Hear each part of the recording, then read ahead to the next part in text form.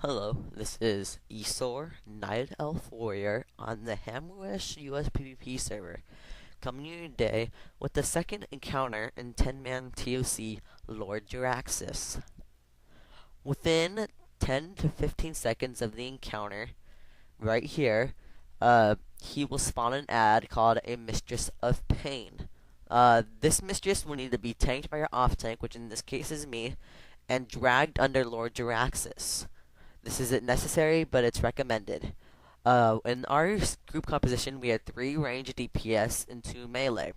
We had a range focus on the Mistress of Pain, and our melee focus on Lord Jaraxxus with cleave damage done with their special abilities.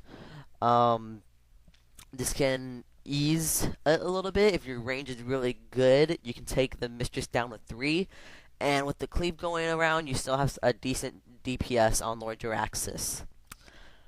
The second thing you will need to worry about is this Fell Fireball, which he's just started casting. This cast will need to be interrupted by a rogue, a shaman, a fury warrior, a prot warrior, or anybody that has a short silence or interrupt. The second ads, which will spawn, are these little infernals that spawn out of volcanoes. These ads have a really loose aggro table, which the tank can tank them, but not really, because they like jump around. Typically, we had our range on them just because they fly away, which that you lose DPS there, and because once they land, they do an AoE around them damage, and if you're not a tank, it can do a decent chunk of damage and it can kill you. So we just had our range always on the infernals. The second thing which you'll need to worry about is the patches of fire. Patches of fire. He will target a person and do an ability called Legion Flames. If the Legion Flame is, say, on you, you will need to run around because you will drop patches of fire, which will spawn right on top of you. So you just need to always keep constantly moving.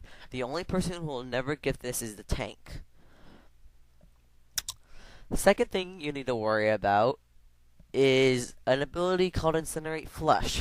This Incinerate Flesh will be targeted on any random person except for the main tank, and you'll need to heal this debuff off. You need to heal on 10-man, I believe, 30k health. So it's recommended to have a healer who is good with big burst heals to take this off. Because if you don't, it'll do an AoE attack that hits everybody, like an explosion, and it wouldn't necessarily wipe the raid, but it does add a little more complication to the fight, just because there's extra healing going around. With this fight, most of the damage that I'm explaining can be avoided, such as the fire, the Incinerate Flesh explosion, the Fell Fireball that he does, Chain Lightning, which you would like to be spread out, and this next one, which he will have a buff on himself, which will increase his spell power. When he does his Chain Lightning and he's at max spell power, or almost one-shot a Clothy, and this will not be good, because that Clothy is more than likely probably a healer. The way that you need this is you will need either a Shaman to purge, a Mage to spell steal, which will increase their damage by a lot, or a Hunter Trinket. I always recommend a Mage spell stealing it, just because they get the extra damage out.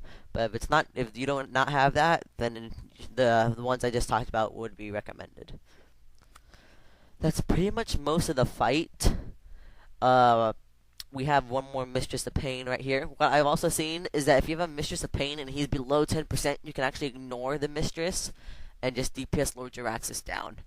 I'll be posting up a couple more videos doing a 25-man TOC tonight, and I'll try to record Faction Champions. I've been working on my tanking a little bit more, so I think my main spec is now tanking. So, thank you guys for watching. I hope this guide was helpful.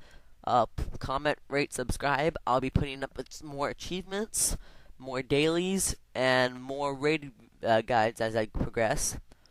And so we finally get Lord Jaraxxus down. Thank you guys for watching. Comment, rate, subscribe, and happy raiding.